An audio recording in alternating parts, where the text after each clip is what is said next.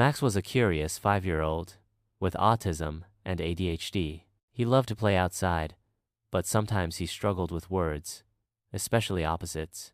Max's parents, Sarah and Tom, knew that teaching him opposite words would help him communicate better and understand the world around him. So, one sunny afternoon, they decided to make learning opposites a fun and interactive adventure. Step 1. Setting the scene, Max, said Sarah, as she sat down with him on the couch. Today, we're going to learn about opposites. Do you know what that means? Max looked at her, his brow furrowed. Opposites? Like? Bad and good? Exactly, Tom chimed in with a smile. Opposites are words that mean the opposite of each other. For example, if something is big, the opposite is small, and if something is up, the opposite is down. Max was intrigued. Oh, I get it now. Like big and small. That's right, Sarah said, pulling out a basket of toys. We're going to use these toys to show you some opposites today. Step 2. Playing with toys, Sarah picked up a small toy car and held it up. Max, what do you think? Is this toy car big or small? Max thought for a moment and said, It's small. Great job. Now, look at this one, Sarah said, holding up a big toy truck. Is this big or small? Max grinned. It's big, just like a real truck. Tom smiled and added, So what are the opposites of big and small? Max's eyes lit up. Big and small. I remember. Well done, Tom said, giving Max a high five. Now let's do some more.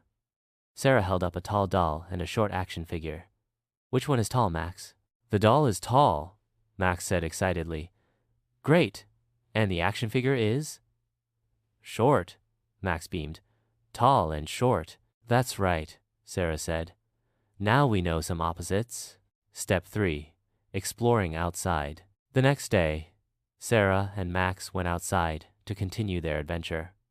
They stood near the swing set in the park. Max, if you're sitting on the swing and I push you, you go up, right? Sarah said. Max nodded, watching the swing go higher. Up. And when you stop and the swing comes down, that's the opposite of up. What is it? Sarah asked. Max smiled proudly. Down, up, and down. Exactly, Sarah cheered. You're doing amazing, Max. Tom joined them and said, Okay, Max, we've learned big and small, tall and short, and up and down. How about we try something else? Step 4. Exploring more opposites. The next day, Max and his parents sat down with some pictures. Sarah pulled out a photo of the sun and a cloudy sky. Max, what do you think? Is the sun shining or not? Max pointed to the sunny picture. It's shining. And when it's cloudy, what's the opposite of sunny? Tom asked. Cloudy, Max shouted excitedly. Sunny and cloudy. That's right, Sarah said. Sunny and cloudy are opposites. The final set of opposites they taught Max was fast and slow. Tom took out a toy race car and asked Max to race it across the floor. Max was eager to play. Max, let's see how fast you can make the car go, Tom said, pushing the car quickly across the floor. Max laughed. It's going fast. Now, let's see how slow it can go, Sarah said, slowly rolling the car. Max watched and giggled.